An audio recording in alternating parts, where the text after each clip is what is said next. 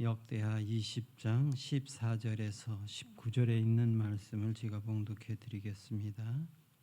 여호와의 영이 회중 가운데서 레위 사람 아시엘에게 임하셨으니 그는 아삽 자손 마띠냐의 현손이요 여엘의 증손이요 분하야의 손자요 스가랴의 아들이더라. 야하시엘이 이르되 온 유다와 예루살렘 주민과 여호사밧 왕이여 들을지어다. 여호와께서 이같이 너희에게 말씀하시기를 너희는 이 큰 무리로 말미암아 두려워하거나 놀라지 말라. 이 전쟁은 너희에게 속한 것이 아니요 하나님께 속한 것이니라. 내일 너희는 그들에게로 내려가라. 그들이 히스 고개로 올라올 때에 너희가 골짜기 어기 여루애들 앞에서 그들을 만나려니와 이 전쟁에는 너희가 싸울 것이 없나니 대열을 이루고 서서 너희와 함께한 여호와가 구원하는 것을 보라. 유다와 예루살렘아 너희는 두려워하지 말며 놀라지 말고 내일 그들을 맞서 나가라. 여호와가 너희와 함께하리라 하셨느니라 하매 여호사밧이 몸을 굽혀 얼굴을 땅에 대니 온 유다와 예루살렘 주민들도 여호와 앞에 엎드려 여호와께 경배하고 그핫 자손과 고라 자손에게 속한 네 사람들은 서서 심히 큰 소리로 이스라엘 하나님 여호와를 찬송하니라. 아멘. 하나님이 우리의 전쟁을 대신 싸우신다라는 제목으로 함께 은혜를 나누고자 합니다. 지구의 허파라고 말하는 것이 아마존입니다. 우림과 밀림으로 이루어졌는데 참 아름답다고 합니다. 그리고 그곳에는 갖가지 동식물들, 우리가 흔히 보지 못하는 그런 것들까지도 아주 많이 분포해 있고 참 그 모습이 참 보기 좋다고 합니다. 그런데도 그 속에서 생존을 위한 전쟁이 치열하게 이루어지고 있다라는 것입니다. 동식물들이 서로 살아남기 위해서 그렇게 때로는 협력하기도 하고 때로는 단독으로 힘을 발휘해서 살아가는 등 여러 가지 그런 모습을 보면서 그 가운데에서 역시 강한 자는 약한 자를 그렇게 잡아먹는 끊임없는 경쟁에 있는 것을 우리가 볼 수 있다고 합니다. 마치 우리의 인생과 너무나 닮아 있는 것 아니겠습니까? 우리의 인생도 때로는 우림과 밀림처럼 정말 생존을 위해서 치열하게 살아가는 전쟁터 아니겠습니까? 눈에 보이는 총칼은 없습니다. 하지만 끊임없이 일어나는 갈등들, 밀려오는 위기들, 전쟁이라는 단어밖에 생각나지 않는 것이 우리의 인생의 모습 아니겠습니까? 철학자 헤겔은 이 역사를 가리켜서 투쟁의 과정이다 이렇게 표현해주고 있더라고요. 인간의 삶의 본질은 싸움과 전쟁의 연속이다라는 것을 말해주는 것입니다. 그러나 인간의 철학이나 지혜가 이처럼 인생은 분석할 수 있으나 그 분석으로만 머물러 있고 그 안에서의 해결점을 우리에게 알려주지 못하고 있습니다. 그런데 하나님의 말씀 성경은 이 전쟁터 같은 우리의 인생 삶 그것에서 어떻게 승리할 수 있는가의 비결을 우리에게 가르쳐 주시고 있습니다. 오직 하나님뿐이십니다. 그분만이 우리의 인생의 주인이 되어 주셔서 우리를 그 전쟁터 같은 삶의 자리를 승리로 이끌어 주시는 줄 믿습니다. 오늘 본장은 바로 그런 내용을 우리에게 한 사건으로 소개하고 있습니다. 본장은 여호사밧 왕과 유다 백성들이 거대한 연합군을 몰고 오는 그들과의 앞에서 두려움에 떨고 있는 모습을 보게 됩니다. 수적으로도 군사적으로 또 압도적으로 불리한 상황이었습니다. 인간적으로는 절망 외에 선택지가 없어 보이는 상황이었습니다. 그런데 오늘 본문은 우리에게 분명한 진리를 보여주고 있습니다. 전쟁의 주도권은 사람에게 있는 것이 아니라 하나님께 있다라는 것입니다. 이 말씀을 통해서 두려운 우리의 인생의 전쟁터에서 우리의 시선을 하나님께 돌림으로 역정되는 역사가 있음을 확인하고, 더불어서 그 전쟁터가 하나님께서 직접 싸워주신다라는 이 비밀을 깨닫는 우리 성도들 모두가 되시기를 주님의 이름으로 축복합니다. 두려운 감정은요, 자연스러운 것입니다. 그러나 그 속에서 하나님은 역사하십니다. 1절과 2절 본창의 1절과 2절 말씀입니다. 함께 합독해 보겠습니다. 시작.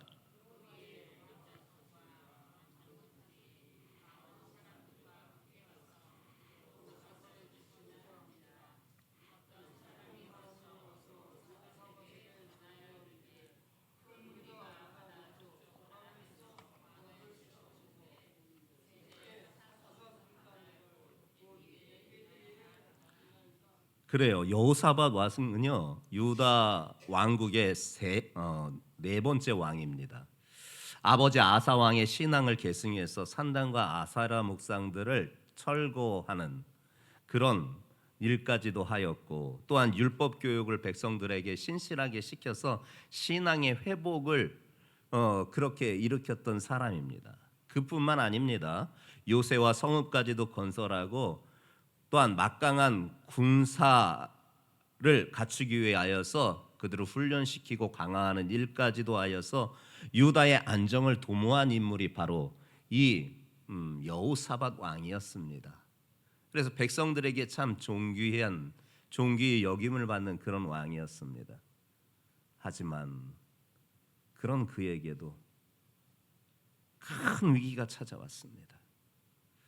모압과 암몬, 마혼이라는 나라에서 연합하여 연합군을 형성하여서 바다를 건너서 유다를 물리치겠다고 쳐들어온 것입니다. 역사적으로 보면은 아직은 유다가 강대국은 아니었고 작은 나라였습니다. 다윗 때와 같은, 솔로몬 때와 같은 명성은 이미 사라지고 작은 나라에 지나지 않았고, 군사적 자원도 이 연합군과 싸울 만치 충분하지 않았습니다.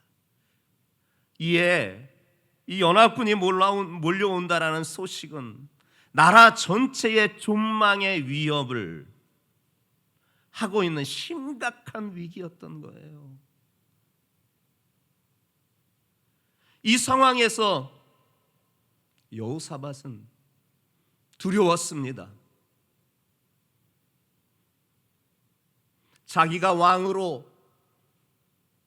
지도자로 그렇게 있는 그 자리에, 그 시간에 하필 이렇게 큰 위기가 찾아와 나라의 존망이 풍전등화에 있는 이 현실을 바라볼 때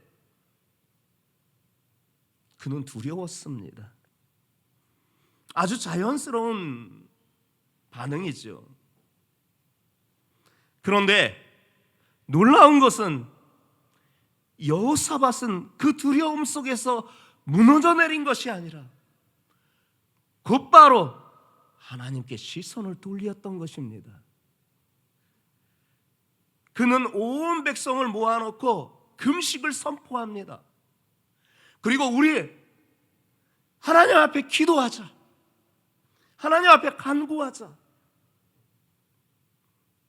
그렇게 백성들을 설득하고 백성들과 금식하면서 하나님 앞에 온 나라가 금식하게 되었습니다.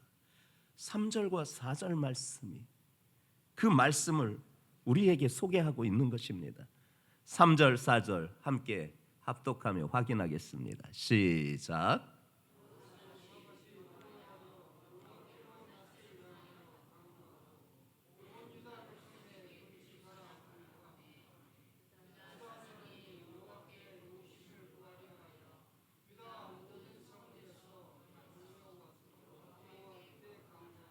아멘. 여러분, 두려움은요, 우리의 연약함을 드러내기도 하지만 동시에 믿음의 사람들에게는요, 하나님께 나아가는, 하나님께로 이끄는 통로가 바로 이 두려움입니다. 우리의 삶에도 두려운 순간들이 참 많습니다. 세 나라의 연합군과 같은 우리의 삶을 우겨싸는 그 수많은 사람들과 사건들, 상황들, 우리는 그것을 늘 마주대하면서 어떻게 이 어려움을 극복할 수 있을까? 미래에 대해서도 불안해하면서 그것에 억눌려 때로는 숨이 막힐 정도로 그렇게 살아갑니다. 믿었던 사람들에게서도 배신당하고 믿었던 조직에게서도 배신을 당하고 도리어 나를 공격해오는 사방이 우겨싸는 그런 상황들, 두렵습니다. 그때 중요한 것은 무엇이냐? 그 두려움에 억눌리는 것이 아니라 하나님의 사람, 믿음의 사람은 그 속에서 하나님께로 시선을 돌리는 것입니다. 두려움이 찾아올 때 우리는 그 두려움을 하나님을 바라보는 믿음으로 바꿔야 하는 것입니다. 모세가요, 이스라엘 백성들을 출애굽시켜서 애굽에서 나오게 되었습니다. 하나님의 인도하심, 지시하심 따라 길을 갔습니다. 그런데 이게 웬일입니까? 하나님이 지시하신 길로 따라가면 평탄대로일 것 같았는데 앞에 홍해라는 엄청난 바다가 놓여 있는 거예요. 길이 없어요, 길이. 그것으로 끝나지 않고 애굽의 왕 바로가 이스라엘인들을 모두 죽이겠다고 하여서 병거 600승, 요즘 말로 하면 탱크 600대를 이끌고 수많은 군사를 이끌고 뒤에서 추격하고 있는, 앞에는 홍해가 막혀 있어 길을 나아갈 수 없고 뒤로 물러설 수 없는 적의 추격이 있는 절체절명의 위기, 모두가 그 순간 죽을 수밖에 없는 그런 위기, 백성들은 두려웠습니다. 이곳에서 다 죽겠구나, 낙담했습니다. 그 순간 온 백성을 모아놓고 모세가 이와 같이 말씀합니다. 출애굽기 14장 13절 말씀입니다. 모세가 백성에게 이르되 너희는 두려워하지 말고 가만히 서서 여호와께서 오늘 너희를 위하여 행하시는 구원을 보라.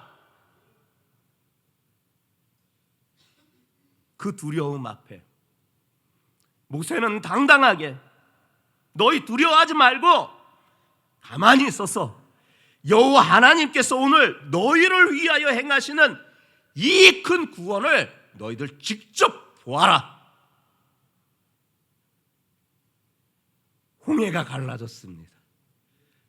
바다의 길이 열렸습니다. 하나님이 그들을 위하여서 행하신 구원이었습니다. 두려움의 자리에서 하나님을 바라볼 때 어떤 길이 생기는 것입니다. 적들이 추격해 와도 그곳에 숨을 대는 것입니다. 여러분, 우리가 느끼는 두려운 감정은 실패가 아닙니다. 그 두려움은 우리를 무너뜨리기도 하지만 분명히 하나님과의 더 깊은 만남으로 우리를 이끌어주는 통로인 줄 믿습니다. 그 기회를 잡는 우리 성도들 되시기 바랍니다. 여호사밧처럼 두려운 순간에 하나님 앞에 무릎을 꿇을 때 그 무릎을 꿇은 그 자리는 오히려 하나님의 역사를 경험하는 은혜의 자리인 줄 믿습니다. 그 같은 자리가 되시기를 주님의 이름으로 축복합니다. 그리고 전쟁은요, 사람에게 속한 것이 아니라 하나님께 속한 것입니다. 하나님의 주권에 달려 있는 것입니다. 15절부터 17절 말씀이 우리에게 소개하고 있습니다. 크게 압독하겠습니다. 시작.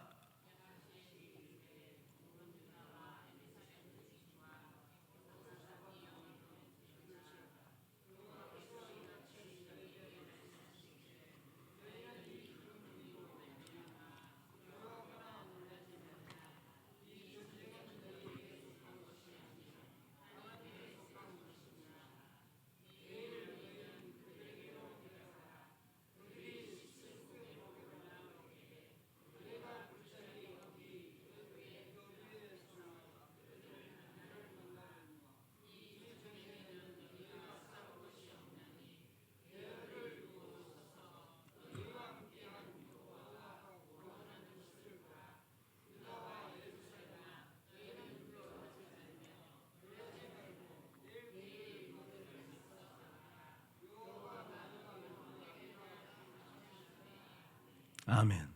새 나라가 연합하여 유다를 침공해 온다는 소식 앞에 여호사밧과 온 백성이 금식이 선포되어 하나님 앞에 기도했을 때 응답이 떨어졌습니다.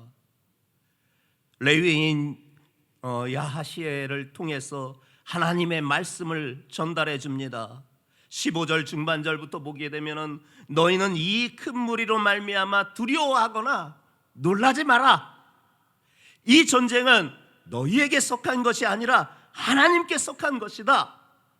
이 말씀을 선포해 주세요. 이 말씀의 의미가 무엇이냐? 하나님이 앞장서서 싸우시겠다라는 것입니다. 하나님이 직접 앞장서서 싸우겠다라는 말씀인 거예요. 그리고 한 가지 더 말합니다.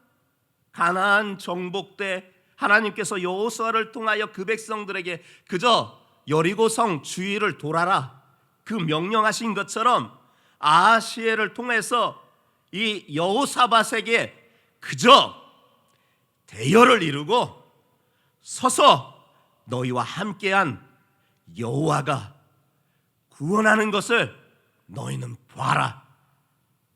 이 말씀을 선포해 주신 것입니다. 인간이 해결할 수 없는 전쟁, 하나님께 속한 것입니다. 그분이 직접 개입하시면 결과가 달라지는 것입니다. 우리의 삶 속의 전쟁도 마찬가지입니다. 우리는 문제를 해결하기 위해서 애도 쓰고 전략도 세우고 수단도 동원합니다. 그러나 아무리 애써도 풀리지 않는 문제들이 늘 존재합니다. 그때 두려운 마음이 여전히 들지나 그러나 그 순간 우리는 깨달아야 합니다. 전쟁의 결과는 우리의 능력에 달려 있는 것이 아니라 하나님의 손에 달려 있다라는 것을. 우리의 역할은요, 내가 싸움의 주인이 되는 것이 아니라 싸움의 주인이 되신 하나님을 신뢰하는 내가 되어야 된다는 것입니다. 이것이 성경이 우리에게 알려주는 일관된 진리인 것입니다. 사울 왕이요, 블레셋과의 전쟁을 치르게 되었어요. 블레셋에 엄청난 장수가 있었어. 골리앗이에요. 6규빗 한 뼘이라고 그의 신장을 말해주고 있어요. 6규빗 한 뼘, 한 규빗이 요 손끝에서부터 팔꿈치까지, 팔꿈치까지를 예전에는 한 규빗으로 이야기했습니다. 수치로 따지면 한 45cm에서 50cm 정도 될 것 같습니다. 그러면 그게 6규빗입니다. 6을 곱하고 거기에 한 뼘, 한 20cm 되겠죠. 거기 곱하면 얼마나 되겠습니까? 그의 신장은 적어도 2m 50이 넘어 어마어마한 신장의 사람이었습니다. 당시 남자들의 평균 키가 160도 안 되는 그런 때였습니다. 그런데 그에 비하면 2배가 가까운 어마어마한 신장을 가진 사람이 저 블레셋의 장수였어요. 이 사람이요 맨 앞에 나와서 방패를 든 사람들을 앞세워서 그 전쟁에 나옵니다. 근데 그에 맞서서 이스라엘 진영에서도 장수가 한 명 나갑니다. 키가 훤칠했고 아주 용맹했고 아주 능력이 출중한 그런 사람 아니었습니다. 어린아이가 하나 나왔습니다. 그의 손에 든 것이라고는 물매와 물맷돌 5개뿐이었습니다. 그 어린아이가 누구냐? 다윗이었습니다. 골리앗이 보니 너무 어처구니가 없었던 것입니다. 그래서 그를 업신여기면서 말합니다. 네가 나를 개로 여겨서 막대기를 가지고 나왔냐? 하면서 자신의 신들의 이름으로 다윗을 저주하면서 네를 공중의 새로 들짐승의 먹이로 만들어 버리겠다라고 위협을 가합니다. 그 순간 다윗이 골리앗에게 이렇게 선포합니다. 사무엘상 17장 47절 45절 47절에 있는 말씀입니다. 사무엘상 17장 45절부터 47절에 있는 말씀입니다. 그 중반절부터 너는 칼과 창과 단창으로 내게 나왔거니와 나는 만군의 여호와의 이름 곧 네가 모욕하는 이스라엘의 군대의 하나님의 이름으로 네게 나아가노라. 오늘 여호와께서 너를 내 손에 넘기시리니 내가 너를 쳐서 네 목을 베고 블레셋 군대의 시체를 오늘 공중의 새와 땅의 들짐승에게 주어 온 땅으로 이스라엘에 하나님이 계신 줄 알게 하겠고 또 여호와의 구원이 칼과 창에 있지 아니함을 이 무리로 알게 하리라. 전쟁은 여호와께 속한 것인즉 그가 너희를 우리 손에 넘기시리라 하고 손에 든 물매에 돌 하나 얹어서 골리앗에게 던졌습니다. 그 이마 미관의 정중앙에 딱 맞고 폭하니 쓰러졌습니다. 그 순간 다윗이 그 배틀채 같은 골리앗의 칼을 취하여서 그의 목을 잘라서 그 칼에 그 목을 달아서 이스라엘 군영과 블레셋 군영에 흔들어댔습니다. 여러분, 다윗의 손에 든 몇 개의 물맷돌에 그가 승리의 원인이 된 게 아닙니다. 그가 승리를 가능케 하였던 것은 그런 무기가 아니라 하나님을 의지하고 하나님께 붙어 있고 하나님의 구원을 선포한 하나님의 역사이셨습니다. 미국 남북 정쟁이 한참 이루어질 때 링컨은 매일같이 잠을 잘 이루지 못했다고 합니다. 무거운 짐을 안고 있었기 때문이 아니겠습니까? 어느 날 참모가 링컨을 찾아와서 이렇게 물었습니다. 대통령님, 하나님이 과연 우리 편이시겠습니까? 이 전쟁에서 과연 승리할 수 있겠습니까? 전세가 점점 밀리는데 승리할 수 있겠습니까? 하나님이 과연 우리 편에 서 계십니까? 그러다 링컨은 잠시 생각하다가 그에게 이렇게 말했다고 합니다. 나는 언제나 하나님이 우리 편에 계시는지 걱정하지 않는다. 나는 언제나 하나님이 우리 편에 계시는지 걱정하지 않는다. 다만 하나님 편에 내가 서 있는가 그것만 확인할 뿐이다. 그의 이 고백은 전쟁의 성패는 결국 하나님 손에 달려 있기에 하나님께 붙어 있어야 된다라는 것입니다. 성도들이여, 우리의 삶 속에서 싸워야 할 그 수많은 전쟁에 중요한 것은 내가 이 전쟁을 이길 수 있을까 하는 걱정이 아니라 과연 내가 하나님 편에 서 있는가, 이거를 점검해야 되는 것입니다. 하나님께 속한 전쟁은 반드시 승리로 끝나는 것입니다. 우리의 싸움이 하나님의 손에 있음을 믿고 그분 앞에 맡길 때, 그리고 우리가 그분에게 속해 있을 때 그 전쟁은 반드시 우리에게 승리로 다가올 줄 믿습니다. 그 승리의 길을 걷는 우리 성도들 모두가 되시기를 예수님의 이름으로 축복합니다. 그걸 믿고 고백하며 찬양해야 하는 것입니다. 하나님의 구원을 믿고, 먼저 믿고 그 하나님께 대한 반응으로 찬양을 올려야 되는 겁니다. 그 18절부터 19절 본문의 말씀으로 오늘 마무리해 주시고 있습니다. 함께 합독하겠습니다. 시작.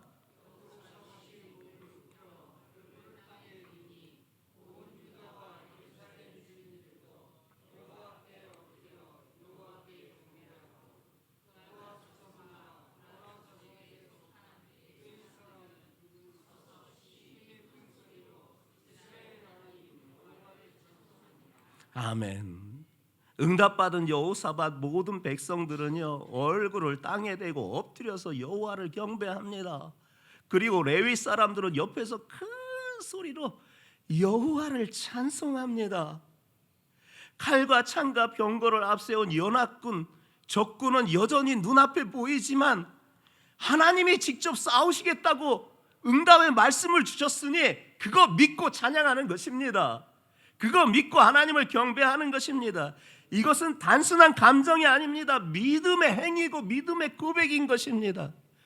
요사이 좋은 무기를 가져야 전쟁에서 승리할 수 있다라고, 전쟁에서 승리할 확률이 높다고 하여서 모든 나라가 좋은 무기를 개발하려고 하고 군비를 확충하고 있지 않습니까? 그러나 그리스도인들은요, 영적 전쟁에서 승리를 가져다 주는 것은 무엇이냐? 하나님께 대한 믿음입니다. 그리고 그 믿음 가운데에서 아직 현실로 보여지지 않는다 할지라도 믿음의 고백으로 찬양을 올리는 것입니다. 그럴 때 그 자리는 믿음의 자리가 되는 것이고, 하나님께서는 마침내 친히 역사하시는 것입니다. 사도행전 16장에 보니까 바울과 실라가요, 억울하게 감옥에 갇히잖아요. 정말 억울했어요. 고문도 당하고 감옥에도 갇혀서 온몸이 그냥 만신창이가 되어서 감옥에 갇혀 있는데 한밤중이 되었어요. 그 한밤중이 되었을 때 갑자기 이 두 사람이요, 막 그 감옥에서 지친 몸을 일으켜서 하나님을 찬송하는 거예요. 하나님을 막 찬송하는 거예요. 근데 놀라운 일이 생깁니다. 갑자기 지진이 일어나요. 그리고 옥문이 열리는 거예요. 손과 발에 채워졌던 그 착고가 풀리는 기적이 일어나는 거예요. 찬양은 환경을 뛰어넘어서 하나님의 능력을 불러오는 믿음의 반응이었던 거예요.